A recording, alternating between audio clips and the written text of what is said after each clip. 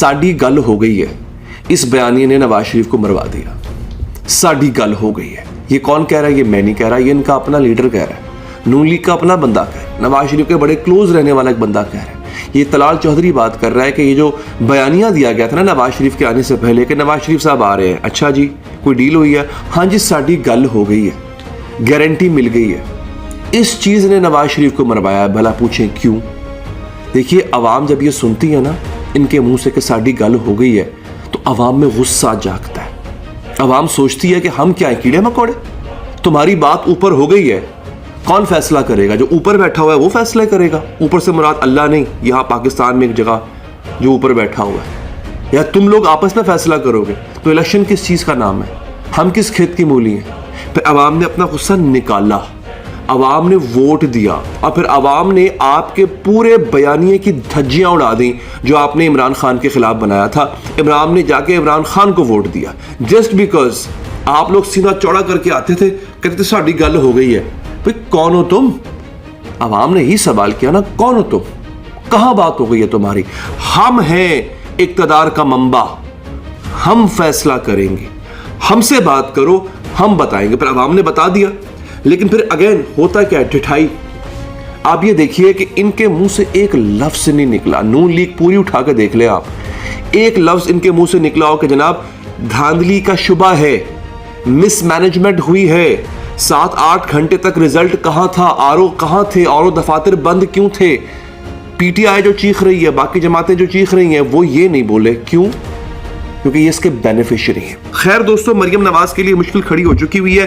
PTI ने एक ऐसी औरत मैदान में उतारी है, एक ऐसी लड़की को बिल्कुल वो मरियम साहबा से बहुत छोटी है, बहुत छोटी है, उसको मैदान में उतार दिया और वो मरियम साहबा का दर्द सर बनेगी। जी हाँ नाज़रीन, खबर यह है कि सनम जावेद को अपोजिशन लीडर पंजाब असेंबली बनाने का फैसला कर दिया गया। इधर इन्होंने फैसला किया है कि मरियम नवाज साहिबा जो हैं वो वज़ीर आला पंजाब बनेंगी, वो ट्रेजरी बेंच की इसमें बैठेंगी और जनाब वो पंजाब रन करेंगी। लेकिन जब जब वो असेंबली में आया करेंगी, उनका सामना होगा अपोजिशन लीडर सनम जावेद से। अब सनम जावेद को कौन संभाले? आपको पता है सनम जावेद जब बोलने पे आती है तो फिर वो मशीन की तरह बोलती है। बकौल नाक़दीन उनकी बहुत लंबी ज़ुबान है, और आगे से मरियम नवाज हो और सनम जावेद हो, तो असेंबली के अंदर क्या ही माहौल होगा, वो देखने वाला माहौल होगा। वो भी एक अपने आप में हम ये देख रहे हैं कि तहरीक इंसाफ के मूव्स बड़े मुख्तलिफ किस्म के हैं। असेंबली में इन्होंने पंजाब असेंबली में सनम जावेद को उतारने की सोच रहे हैं। अली अमीन गंडापुर के मैंने कल आपको खबर दी थी, मैं उसकी तफसील में जाना भूल गया। अली अमीन गंडापुर एक ऐसी चॉइस है, लोगों ने बड़ी तनकीद की अली अमीन गंडापुर पे कि यार ये तो बड़ा बदमाश टाइप आदमी है, इसको क्यों लगा दिया वज़ीर आला। दोस्तों, इस वक्त तहरीक इंसाफ के साथ जो हो रहा है ना, तहरीक इंसाफ के साथ जो किया जा रहा है, मेरे ख्याल में इमरान खान की चॉइस ठीक है। तहरीक इंसाफ को ऐसा ही बंदा चाहिए था, एक दबंग किस्म का बंदा, एक वो कहते हैं ना कि डंडे सोटे वाला बंदा चाहिए था। वो उसने बिल्कुल हालात को देखते हुए इमरान खान ने मेरे ख्याल में सही बंदा उतारा है। ऐसे ही बंदे की तहरीक इंसाफ को जरूरत थी। खैर जनाब, पीडीएम 2.0 या पीडीएम नंबर 2 जो है, जो बनने जा रही है, उसकी सारी मेहनत बेकार जा रही है। खान चबा के कहते हैं ना कि चूस गया है, सारा रस निकाल दिया उसने इसका। और ये मैं आपको बता रहा हूं कि बकौल नुसरत जावेद साहब, उन्होंने ये 3 अक्टूबर 2023 को पेशगोई की थी कि ये घड़मस मचेगा।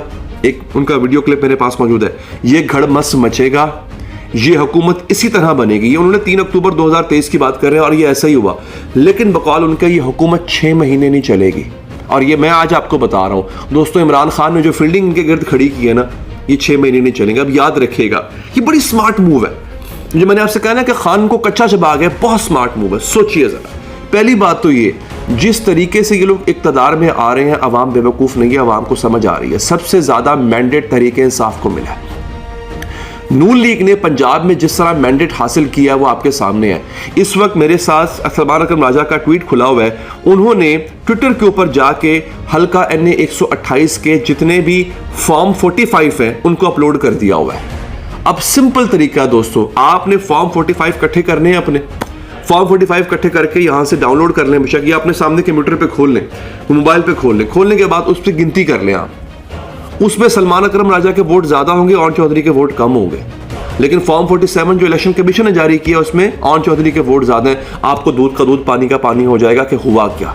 Same goes for Nawaz Sharif as well, same goes for other हल्के एज वेल। हमारे एक एंकर साथी हैं फहद साहब, उन्होंने बड़ा प्यारा काम किया। उन्होंने एक और जमात के फॉर्म 45 मंगाए, उसको उन्होंने जमा किया, उस पर उन्होंने गिनती शुरू कर दी। जब गिनती शुरू की तो नवाज शरीफ के वोट कहीं ज़्यादा कम है उससे डॉक्टर यास्मीन राशिद से।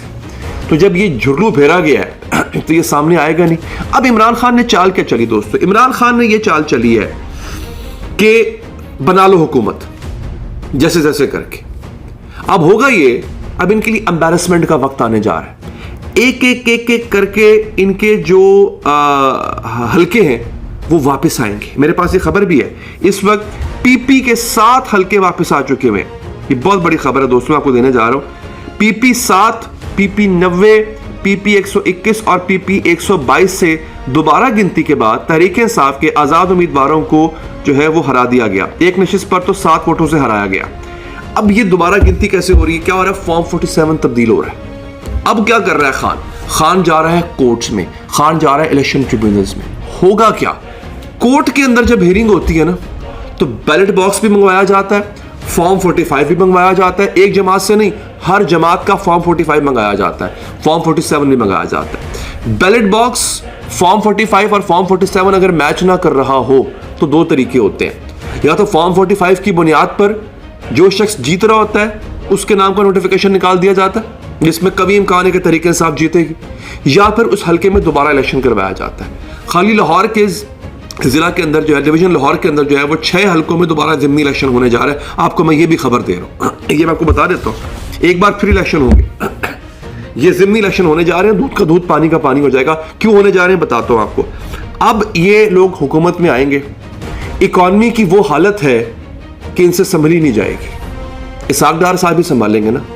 इंटरनेशनली इन पे कोई एतमाद नहीं कर रहा। इस वक्त इंटरनेशनल मीडिया ने जो इनकी मंजी ठोकी है ना, उसने तो कहा है कि ये इलेक्शन 2 नंबर है, बोगस इलेक्शन है। इवन अमेरिका कह रहा है कि इसकी तहकीकात करो। कोई इनकी बात नहीं मानेगा, कोई इन पे एतमाद नहीं करेगा, कोई इनको एक ढेला नहीं देगा, मुझे नजर आ रहा है। तो फिर ये हुकूमत चलेगी कैसे?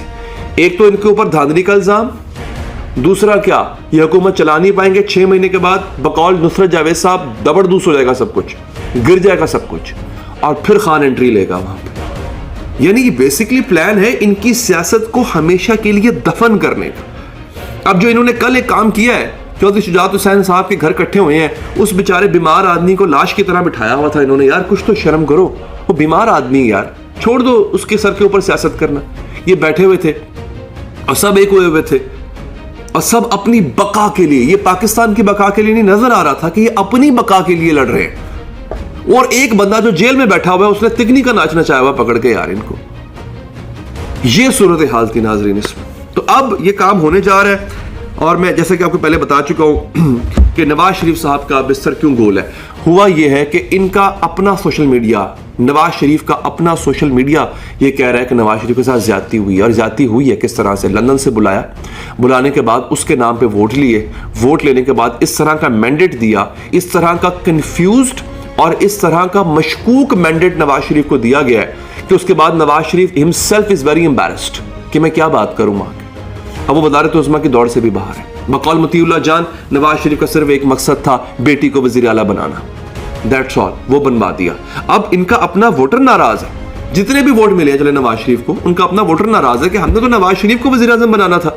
ये लोग कहां से आ गए हैं सारे? नवाज शरीफ को इन्होंने उचक लिया है। नवाज शरीफ के बल पे वोट लेके जितने भी वोट लिए इन्होंने, या कोई डील की, डील डूल करके अपने केसेस खत्म कराए, नवाज शरीफ को साइडलाइन कर दिया।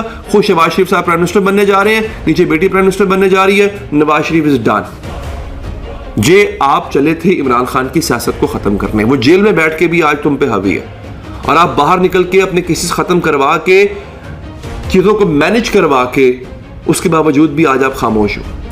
आज आपके पास कहने को कुछ नहीं है। ये होता है मकाफात अमल। मुझे दीजिए इजाजत, अल्लाह निगहबान।